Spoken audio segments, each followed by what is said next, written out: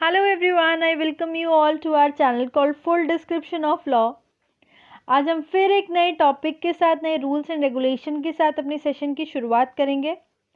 आज का हमारा टॉपिक है suo motu cognizance and domestic violence act 2005। तो आइए बिना कुछ देरी करते हुए शुरुआत करते हैं अपने आज के डिस्कशन की।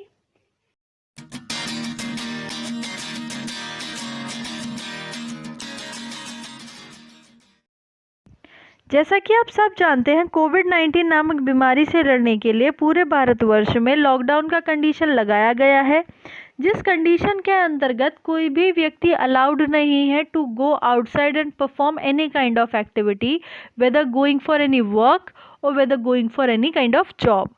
सो ऐसे कंडीशन में डोमेस्टिक वायलेंस के केसेस में बढ़ोतरी मिली है।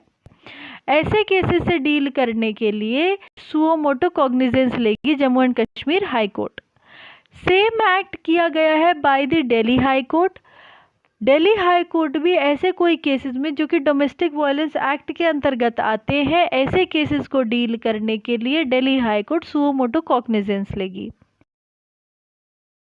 आइए जानते हैं सुओ मोटो कॉग्निजेंस के बारे में। सुओ मोटो कॉग्निजेंस एक लैटिन टर्म है जिसका मतलब है to take action by the government agency, court और central authority on their own apprehension. अगर कोई ऐसा अनलॉफुल एक्ट हुआ है तो गवर्नमेंट एजेंसी को, कोर्ट को या सेंट्रल अथॉरिटी को पावर होती है to take action against that illegal act. Suo motu cognizance तभी आता है जबकि ऐसा कोई लीगल मैटर हो जो कि वायलेशन ऑफ राइट के बारे में या ब्रीच ऑफ ड्यूटी के बारे में बताए।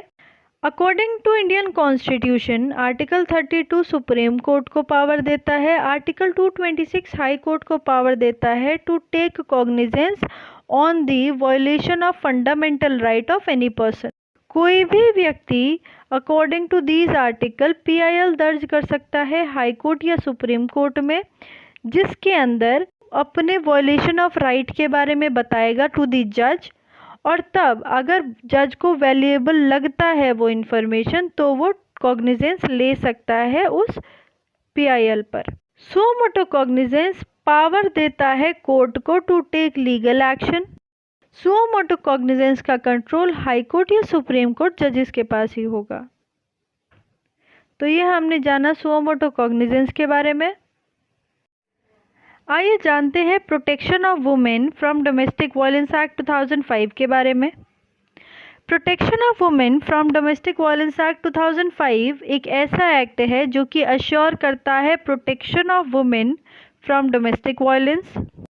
According to domestic violence act 2005, domestic violence वो माना जाएगा जो कि section 3 of domestic violence act 2005 बात करता है। डोमेस्टिक वायलेंस एक्ट 2005 इन्फोर्स में लाया गया 26 अक्टूबर 2006 में। डोमेस्टिक वायलेंस एक्ट के अकॉर्डिंग किया हुआ कोई भी कमीशन ऐसा माना जाएगा जैसे कि सिविल रॉन्ग। ये हमने जाना डोमेस्टिक वायलेंस एक्ट के बारे में। आगे जानते हैं डेफिनेशन ऑफ डोमेस्टिक वायलेंस के बारे में।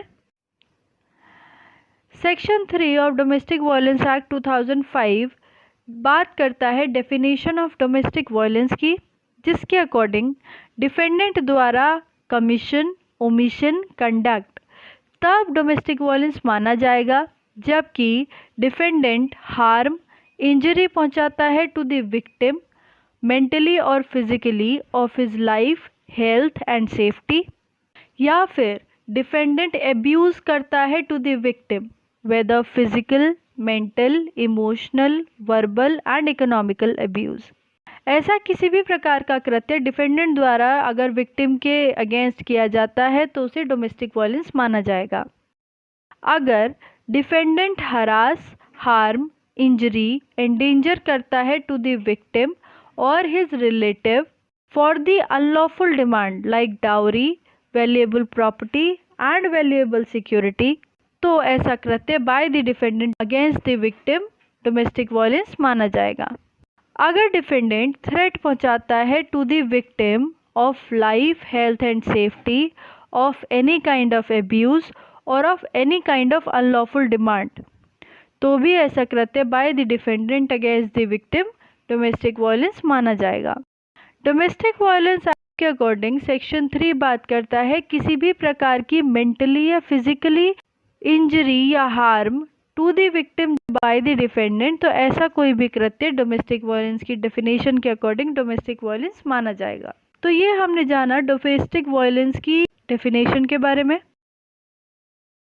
आज का हमारा ये सेशन यहीं पर कंप्लीट होता है। आज हमने जाना सुओ मोटो कॉग्निजेंस के बारे में, डोमेस्टिक वायलेंस एक्ट 2005 के बारे में, section 3 of domestic violence act 2005 के बारे में। आई होप आपको आज का ये सेशन अच्छा लगा होगा। अगर आपको ये सेशन अच्छा लगा तो प्लीज़ लाइक कीजिए, शेयर कीजिए, सब्सक्राइब कीजिए ये चैनल और बेल आइकन दबाना ना भूलें। आने वाले समय में फिर एक नए टॉपिक के साथ, नए रूल्स एंड रेगुलेशन के साथ फिर मुलाकात होगी। तब तक के लिए आप अपना ध्यान रखें, सोशल डिस्टेंसिंग मेंटेन रखें। Thank you so much.